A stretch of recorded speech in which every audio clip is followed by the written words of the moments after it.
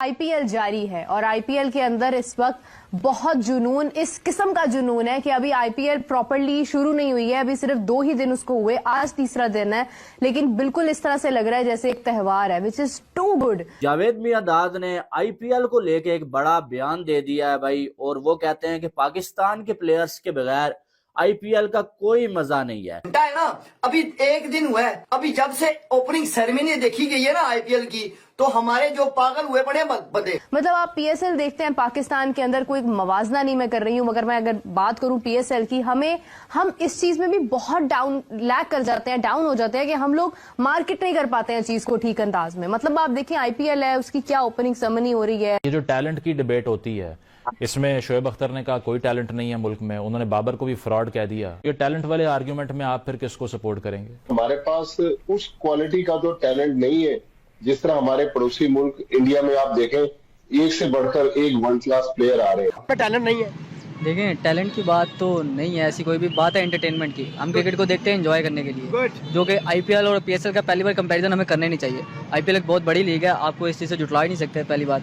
दूसरी बात, पीएसएल को अभी स्टार्ट हुआ है, अभी कुछ साल हुए हैं पीएसएल को, टाइम लगेगा, फिर कंपैरिजन करे, बनता भी है। लेकिन प्लेयर्स किस तरह से खेल रहे हैं, फिर उनका लोकल टैलेंट कितना आगे बढ़ रहा है, यंगस्टर्स कितने आगे जा रहे हैं। कल धोनी ने मतलब जिस तरह से एक शाबाशी दी, एक बॉलर थे उनके मुंबई इंडियंस के, नाम एग्जैक्टली मेरे जेन से फौरी तौर पर निकल गया है, मगर ये कि आप देखिए कि बहुत जबरदस्त अंदाज के अंदर जो है वो एक कॉम्बिनेशन जो है वो हमें नजर।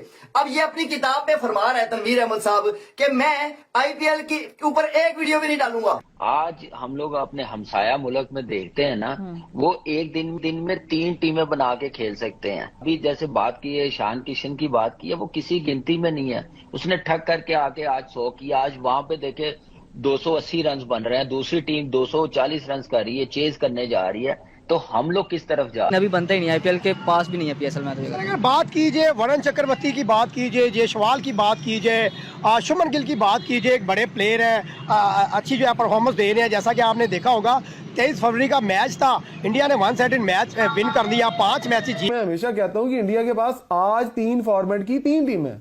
सही 3 फॉर्मेट की 3 नहीं है, उनके बैकअप के ऊपर भी एक टीम है, वो टीमें तैयार करता है। हर फॉर्मेट का एक पूरा बैकअप प्लान है।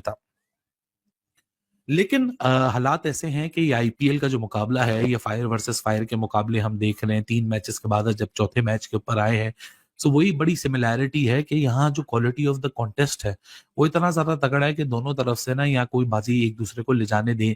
पाकिस्तान क्रिकेट टीम और इंडियन क्रिकेट टीम में डिफरेंस बताने वाला हूं, सैलरीज में डिफरेंस बताने वाला हूं। पाकिस्तान डोमेस्टिक क्रिकेट में, इंडिया में विजय हजारे ट्रॉफी में, रणजी ट्रॉफी में, आईपीएल और पीएसएल में कितना मार्केट का आपका डिफरेंस है, सैलरीज में डिस्पैरिटी कितनी है, आपको इस वीडियो में पता चलने वाला है। बहुत इंफॉर्मेटिव वीडियो होगी आपके लिए। बोल रहे हैं वो सब के सब पीएसएल में कप्तान है। अब आ जाओ जरा इंडियन प्रीमियर लीग के ऊपर, आईपीएल के ऊपर। आईपीएल क्यों स्पेशल मैं आपको बताता हूं। देखो वहां पे जो उनका चैंपियन कप्तान है वो ही कप्तान नहीं है। नमस्कार दोस्तों, जय हिंद। तो दोस्तों, दुनिया में अभी आईपीएल का त्योहार चल रहा है और हर एक क्रिकेट प्रेमी आईपीएल को देखना पसंद करता है, क्योंकि आईपीएल में जो क्रिकेट होता है वो बहुत ऊंचे स्टार का होता है। तो दोस्तों, में जो शानदार हमें क्रिकेट देखने को मिल रही है वो देखें, जहां पूरी दुनिया एंजॉय कर रही है। भारत में भी इस समय का काफी क्रेज चल रहा है व पाकिस्तानियों को इस समय से एलर्जी का दौरा पड़ रहा है और बहुत सारे लोग को लेकर न सिर्फ हेड फैला रहे हैं बल्कि डिसइंफेक्शन भी फैला रहे हैं। हालांकि उसका नतीजा आता दिखाई नहीं दे रहा, क्योंकि बैन के बावजूद पाकिस्तान में भारी संख्या में लोग देख रहे हैं और इसी वजह से मुझे लगता है कि ये जो पाकिस्तान क्रिकेट बोर्ड के sponsored so called cricket expert हैं, जिन्होंने 2-4 मैच खेले हुए हैं। चलो वीडियो को आगे देखते हैं कि पाक मीडिया में इसको लेकर क्या क्या बातें हो रही हैं।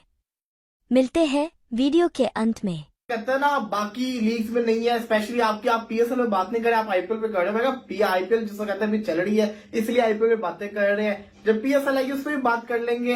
लेकिन जो आपने बात की है ना कि आखिर आईपीएल में ऐसा क्या है, उसका जवाब मैं जरा आपको दे देता हूं। तो मैं कहा आप लोगों के साथ भी शेयर कर देते हैं। देखो आपने चाह नहीं रहा कि कोई हमारे हाथ से निकाल के लेके चला जाए। हालांकि 2 इंपैक्टफुल इनिंग्स और ये डेविड मिलर के आखिरी के 2 छक्के बड़े इंपॉर्टेंट रहने वाले, क्योंकि ये 200 के टोटल को जो अंडर 200 रहने वाला था उसको ये 209 से ऊपर ले गए और 210 यहाँ चेस करेंगे। लेकिन मिचेल मार्श ने भाई साहब क्या फॉर्म पकड़ी है, मतलब ये जितने ऑस्ट्रेलियंस थे ये चैंपियंस।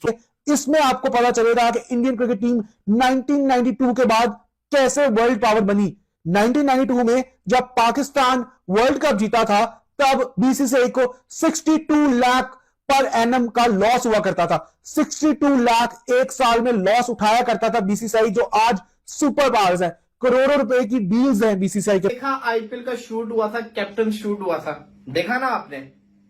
हर बंदे की तस्वीर आपको याद है, हर टीम के कप्तान का आपको पता है, पीएसएल के कप्तानों का आपको पता है।